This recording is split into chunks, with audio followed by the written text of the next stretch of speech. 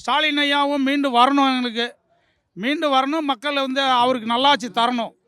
தமிழ்நாட்டை தமிழை பாதுகாக்கிறதுக்கு அவர் ஒரு ஆளாக முடியும். அவர் ஒரு ஆளாலே முடியும், வேற யாராலையும் முடியாது.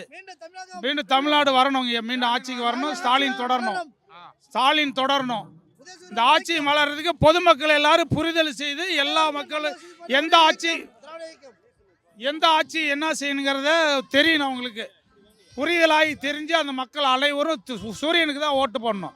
வேறு கட்சி என்னன்னே தெரியாதவங்க ஓட்டு எண்ணிக்கை கிடையாது, கவுண்டிங் கிடையாது, அவங்களுக்கு இந்த ஓட்டு வங்கியே கிடையாது. அவங்களாம் வந்து இது பண்ணியிருக்கிறாங்க. அதுக்கெல்லாம் வந்து அவர் அது சுருக்கம் விஜய்காந்த் தான் சொல்கிறேன்.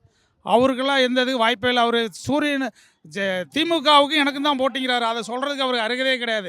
காரணம் கேட்டால் அவர் குடும்பத்தை பாதுகாக்கிறதுக்கு அவரால் முடியல.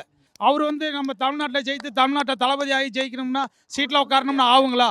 இப்போ எடுத்த உடனே வந்து குழந்தை பெற்ற முடியாது. அது டைம் எடுத்து தான் அவங்க குழந்தை பெற முடியும். அது வந்து சாத்தியம் இல்லாதுங்க. ஒரு தமிழ்நாட்டை நம்ம ஐயாவை பார்த்து பேரை சொல்லி கூட பேசக்கூடாது. அவர் ஐயான்னு தான் பேசணும். அப்படிங்கும்போது தேவையில்லாத அண்ணா ஐயாவை தாக்கி பேசுறது, தென்னாவட்டா பேசுறது, அவர் பப்ளிக்கை கண்ட்ரோல் பண்ண முடியல.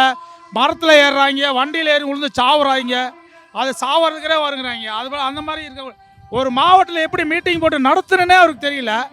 எப்படி நடத்தணும், என்ன மாதிரி ஓட்டு வங்கி செய்யணும், அதை ஃபாலோ பண்ணுறதுக்கு தெரியாத ஒன்றுமே தெரியாமல் நம்ம 75 வருஷம் உள்ள ஒரு கட்சிக்கிட்ட வந்து ஒரு சேலஞ்ச் பண்ணுறாரு.